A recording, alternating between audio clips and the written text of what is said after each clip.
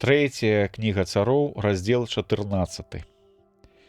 У той час захварэў сын Эрабама Абія, і сказаў Эрабам сваёй жонцы: «Устань і змяні свой выгляд, каб не пазналі, што ты жонка Эрабама, і ідзі у Сіла.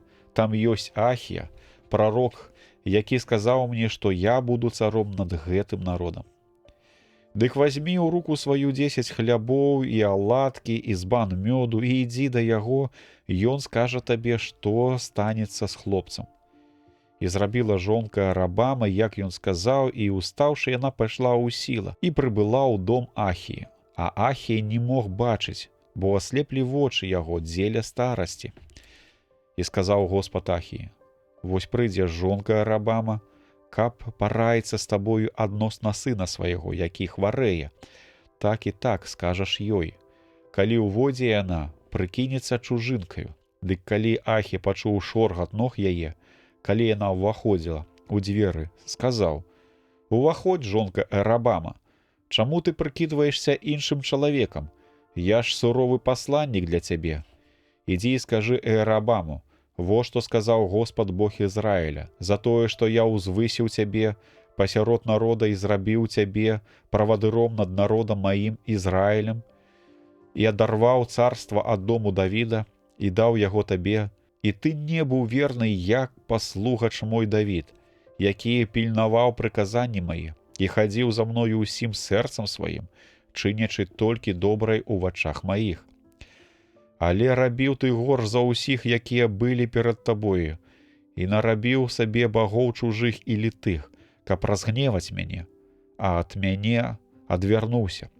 Вось дзеля таго я навяду на дом Эрабама усякае ліха, і заб'ю з роду Эрабама усіх мужчынскага роду, падлетка і дарослага у Ізраілі, і вымету рэшткі дому Эрабама, як звычайна вымятаецца бруд аж да чысціні. Хто ў Эрабама памрэ ў горадзе, тых з'ядуць сабакі, а хто памрэ на полі, і тых пажаруць птушкі паднебныя, бо так сказаў Господ. А ты устань і вяртайся дадому свайго, і пры самым тваім прыходзе ў горад памрэ хлопец, і будзе плакаць над ім увесь Ізраіль, і пахавае яго, бо толькі ён з роду Эрабама увойдзе ў магілу, бо з роду Эрабама толькі ў ім знайшлося нешта мілае Господу, Богу Ізраіля.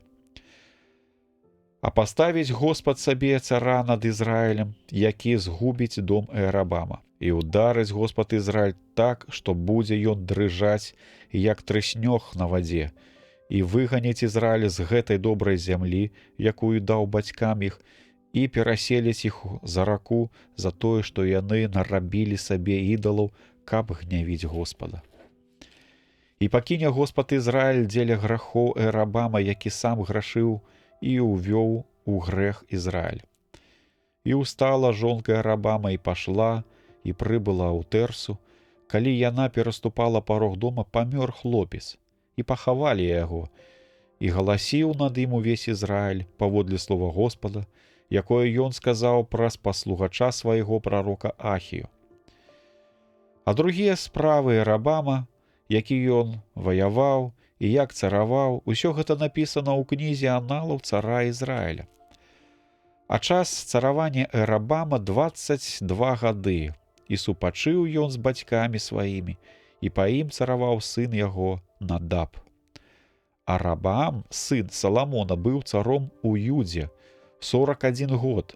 Меў Рабам, калі ён пачаў цараваць, і 17 гадоў ён цараваў у Іерусаліме, у горадзе, які выбраў Господ з усіх пакаленняў Ізраіля, каб там прабывала імя яго.